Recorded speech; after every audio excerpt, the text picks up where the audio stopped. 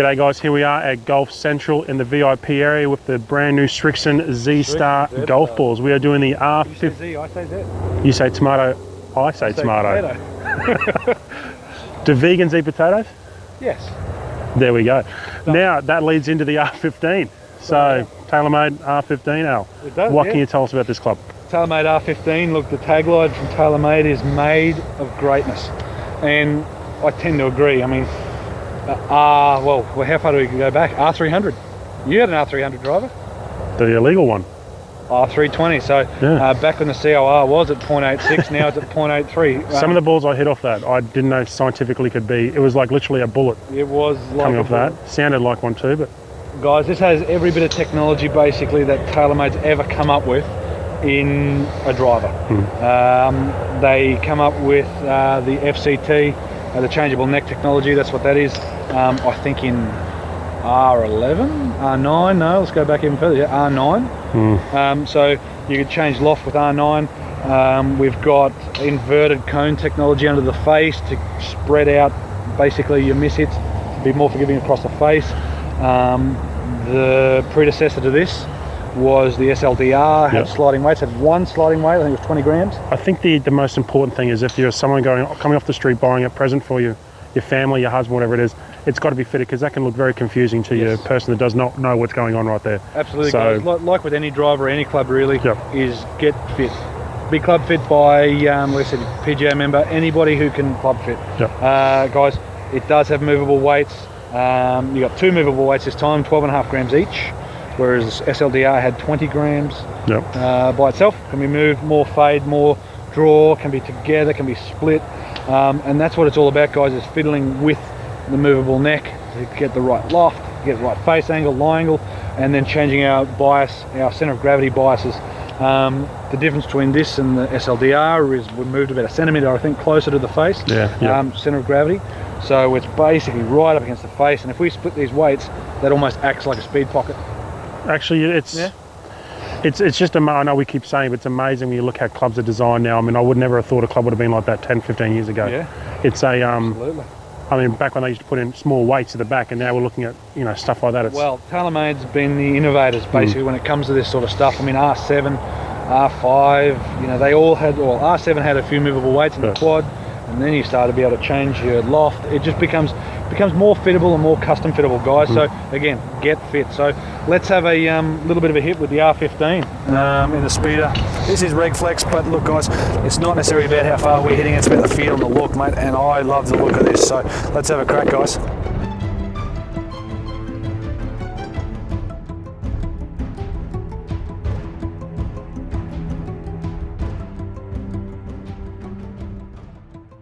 So guys, we do have a white head in the R15. It also does come in a black head. Black head. Not everybody's going to love the white head, and that's all down to personal opinion. I think the white head does contrast a lot better with a black. The black shaft. That's just a personal, White head, black face, it makes it a little bit easier to line up. This is the 460 version of the R15. Look, it's a TaylorMade R series driver. It's a slick looking driver. It's great. I mean, I've used R7 in the past. I've used R500 series. Your R300 series. R11, which was amazing. History. So guys, let's have a hit. Let's have a bit of a talk about what it feels like and looks like, because it certainly looks like a TaylorMade R club. It looks amazing. So let's have a hit and see what numbers we can get, see what it feels like. Very, very sleek. It's very minimalistic, isn't it? Yeah, it's just got the little TaylorMade. It's a very less is more type of look to it, isn't it? I quite like that. So let's see if we can hit a couple of good ones. I know it's in reg shaft, but it's perfect for my swing speed. I've hit that a little bit in the neck. It's cutting a little bit. Felt really good though. That felt basically like an R11, I think that's where it's a good thing. R11 felt amazing for me during my traineeship, I will say that. I don't know what more to say about that. It looks great. I felt pretty good. Numbers weren't amazing. I did hit that in the neck. Didn't really read very well. 78 mile an hour ball speed, it said. What do we got back here? Say you wouldn't. The German Autobahn, he'd be going all right actually right there. Yeah, okay. So I did miss it that a little bit. This I did have a misread in the GC2, so I've got GC2 down here for all closed data. We are back into a bit of a breeze, and it's quite cold. When I say quite cold, it's very 20 degrees, 22 degrees, and flight scope behind me as well. So we're from Brisbane, where it does not get cold. Oh, love it, love it. That sounded good. Yeah, it felt good. It felt really good. Another thing, a quiet head too. Yeah, and a loud bang to it. And that's the thing. Like, there are some drivers out there these days, guys, that do start to well, you remember make a loud bang. The Nike Sumo one. Every time you hit it, it sounded like your ear drums are about. You could hear that across the course. If I was teeing off 4 holes away, you'd know you hit a good about shot. Twang, and it echoes. But this is a very solid sounding head. Mm-hmm. Very solid. Head speeds up. Speeds up. What about the club? 118 club head speed. Wow. Okay. I didn't really put anything into that. Sold. Probably mishit that a little bit. Still 161 ball speed, but this feels very good.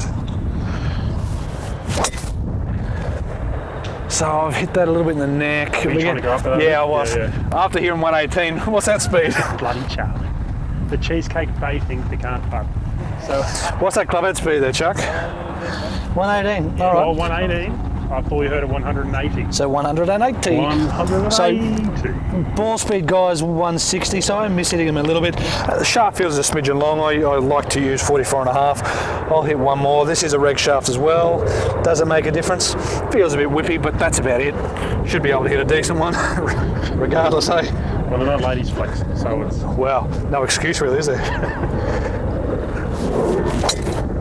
I've hit that a bit in the neck, but look, that feels really good, guys. It looks great too. So the big thing is we haven't fiddled with any of the technology on the club. It's on stock standard. Weights are not quite together, slightly split. So look, there's so many different options with this club. It's a it's amazing what they do now, isn't it? You know, with clubs, like it's just. If you haven't played before and you picked up that club off the street, you'd be wondering, you know, is it going to do your kids' math homework as well? It's doing algebra by itself. It looks great. Yes, it is a bit weak, but Brian de Burt. You're right, though. You can tell it's it's a bit weak, but that's spinning a bit. But that's again, Brian tends to deliver on the down. Ball speed 160. Probably maybe not the best strike, but guys, at the end of the day, there is no bad drivers. There's no bad clubs whatsoever because they're all designed to a tolerance, which is coefficient of restitution of 0.83, characteristic time I think of 2:51 or something. Don't quote me on that one, I'm not 100% sure. But guys, look, at the end of the day, you've got to get fit. You've got to hit a few balls, you've got to try a few different shafts, try a few different shaft weights. Now that's a bullet. How was that? Feel good. 165 ball speed, guys, launching at 8, spinning at 26. Look, carrying 251 on here. What do we got there back there, Chuck? Yeah, so quite a unique feel too. Like it's certainly not the loudest club on the market, is it?